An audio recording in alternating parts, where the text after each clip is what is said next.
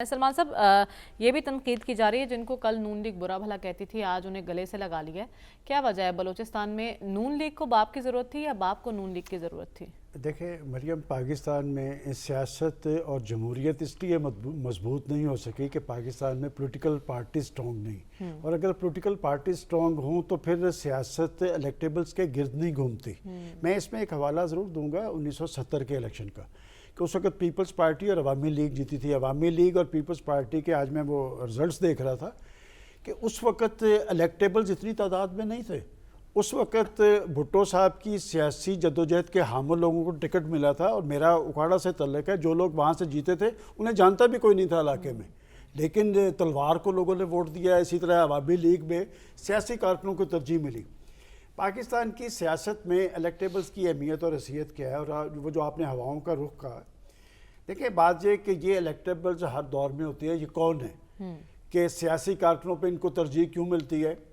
कि ये असर रसूख के हामिल और ख़ास तौर पे इनका अपना ज़मींदारा है, ये माली तौर पे बड़ी ज़्यादा हैसियत के हामिल होते हैं, सियासी बैकग्राउंड भी होता है। जहाँ तक ये बात कही गई है ना कि सियासी ख़ानदानों के लोग वहाँ वो सियासत में आए, डॉक्टर्स का बेटा डॉक्टर होना चाहिए, मैं इससे यकसर इख्तलाफ करता हूँ। क्या पाकिस्तान में गरीब आदमी या आम आदमी को सियासत का हक़ नहीं पहुँचता?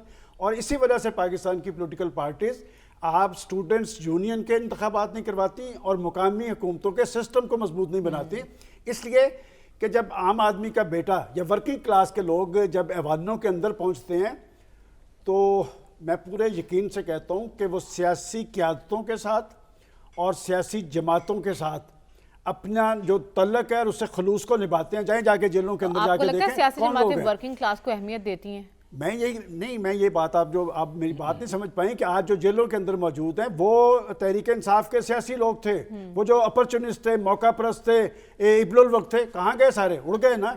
मैं समझता हूँ कि अगर पाकिस्तान के अंदर आपने सियासी सिस्टम को मजबूत बनाना है तो फिर पहले आप अपनी सियासी जमातों को मजबूत बनाएं।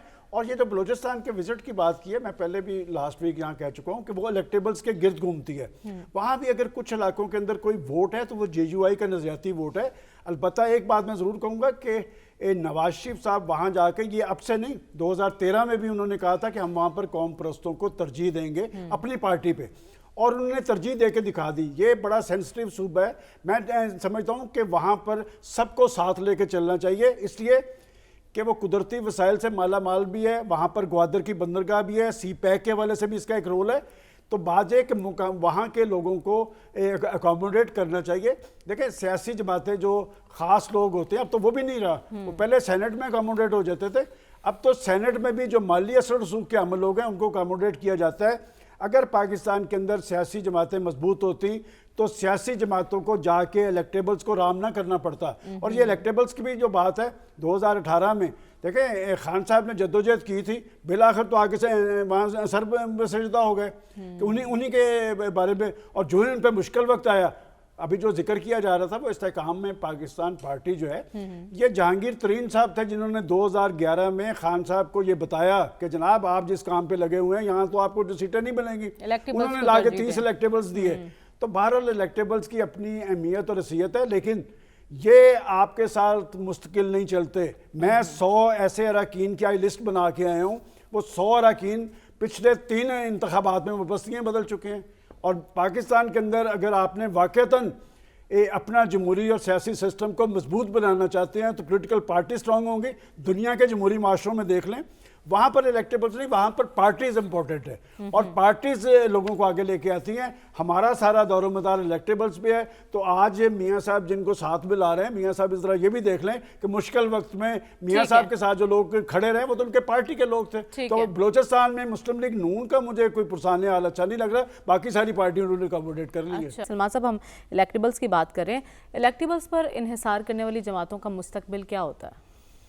देखें ये तो हम सारे यहाँ पर खुल के बयान कर चुके हैं कि इलेक्टेबल्स की ज़रूरत क्यों महसूस हुई। वैसे तो मैं एक छोटी सी वजाहत ज़रूर कर दूँ कि इसमें कोई शक नहीं कि मुझे अपनी सहाफ़ती ज़िम्मेदारियों के तौर पे उनकी सियासत देखने का मौका मिला है, लेकिन अभी अयाज साहब जो जिक्र कर रहे थे कि इन्होंने तो वहाँ पे मौजूद हो के सब कुछ देखा है, सुना। और मुझे याद पड़ता है कि जब हमजा शहबाज पंजाब के चीफ मिनिस्टर बने थे اس سے پہلے حمزہ شہباز کے جو شدید ناقد تھے ہمارے کچھ دوست، ان کے الیکشن پہ جب رزلٹ آیا تو ان سے جب پوچھا گیا کہ یہ کیا ہوا ہے تو انہوں نے کہا وہ تو بن گئے۔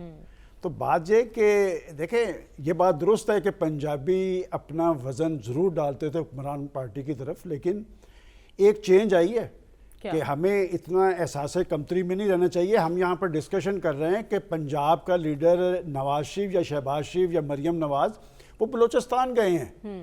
بلوچستان ایک سینسٹیو صوبہ تھا۔ میں بتاتا چلوں کہ اکبر بگٹی صاحب کی شہادت پر یہ نواز شریف تھا جو لندن سے بیٹھ کے اپنی پارٹیز کو متحرک کر رہا تھا کہ بلوچ لیڈر کا غائبانہ نماز جنازہ یہاں پر ادا کریں۔ میں سمجھتا ہوں کہ اگر پنجاب ایک بڑا رول ادا کر رہا ہے، میں نے اسی لیے حوالہ دیا کہ 2013 کے الیکشن میں بھی نواز شریف تھا جس نے کہا تھا کہ وہاں پر ہم نے قوم پرستوں کو ترجیح دینی ہے، اور نون لیگ کے ساتھ اختلافات تھے ان کے، لیکن انہوں نے ثناء اللہ ظاہری کی بجائے ڈاکٹر مالک کو ترجیح دی ہے۔ دیکھیں بات یہ کہ جو لوگ جہاں پر موجود ہیں ان کی ایک اہمیت اور حیثیت ہوتی ہے۔ اگر بلوچستان کا صوبہ ہمارا مضبوط ہوتا ہے، میں اس لیے کہہ رہا ہوں کہ وہ حدود رقبے کے حوالے سے تو بڑا صوبہ ہے، آبادی کے حوالے سے وہ چھوٹا ہے، لیکن اس کی معاشی حوالے سے اہمیت اور حیثیت بہت زیادہ ہے، سی پیک کے حوالے سے، گوادر کی بندرگاہ کے حوالے سے، اور سب سے خطرناک بات جو یہ ہے وہاں پر ایک احساس محرومی ہے۔ اگر نواز شریف وہاں جا کے یہ کہتا ہے کہ میں نے گوادر اور کوئٹہ کے لیے اتنے 100 کلومیٹر سڑک بنائی تھی، اور میں خود وہاں پر جا چکا ہوں کہ یہ لوگ وہاں پر کام کر رہے تھے، اور اصل چیز ہے دیکھیں میدان لگنا ہے پنجاب میں، اور وہ جو میں تو حیران ہوں آج سن کے کہ جی ہواؤں کا رخ صرف اس پارٹی کی طرف ہے۔ میں تو ہوں جرنلسٹ، ابھی تک میں یہ فیصلہ نہیں کر پایا کہ جی ہواؤں کا رخ اس حد تک ان کی طرف ہے۔ بات ہے کہ ہمیں بات کرتے ہوئے تھوڑا سا زمینی حقائق کو بھی دیکھنا چاہیے۔ میں ہمیشہ سے یہاں یہ بات کہتا رہا ہوں کہ 2018 میں اس وقت کی نون لیگ بھی گرفت میں تھی، ان کا لیڈر نااہل ہو چکا تھا، لیکن انہوں نے تگڑا الیکشن لڑا تھا۔ تو آج اگر پی ٹی آئی کا ووٹ بینک موجود ہے، وہ لوگ اس حد تک پسپائی اختیار کیوں کیے ہوئے ہیں؟ دیکھیں بات میرے خیال میں بطور جرنلسٹ آنے والے انتخابات کی ساکھ جو ہے بڑی اہمیت کی حامل ہوگی، اور انتخابات کی ساکھ تبھی بنے گی جب دنیا کو اس پہ یقین آئے گا۔ اس وقت تک کی جو صورتحال ہے، لیڈ تو پاکستان مسلم لیگ نون کر رہی ہے، لیکن کیا پاکستان کی دیگر پولیٹیکل پارٹیز بھی اپنا رول ادا کر سکیں گی، یہ دیکھنا پڑے گا۔ یہ دیکھنا باقی۔ سلمان صاحب ہم بات کریں بلاول بھٹو زرداری کی، دوسروں کو نصیحت کر رہے ہیں، لیکن اگر معاملہ سندھ سے ہی شروع ہو جائے نوجوان قیادت کا تو زیادہ بہتر ہوگا۔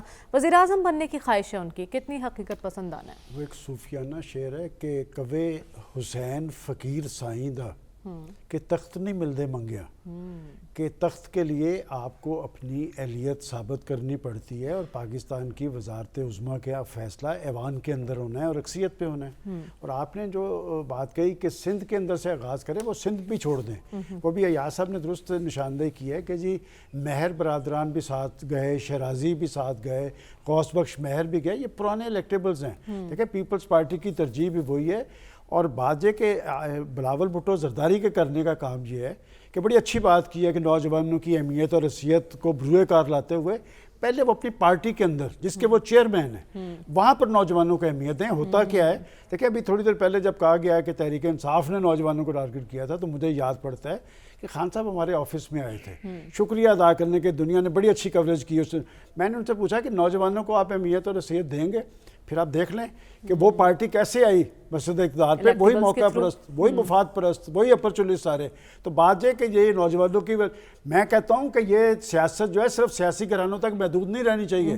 پاکستان کا نوجوان بڑا ہی ذہین ہے، بڑی تگ و دو کا حامل ہے۔ تو بات یہ کہ آپ نوجوانوں پہ نثار کریں گے تو پھر شب خون نہیں مارا جا سکے گا۔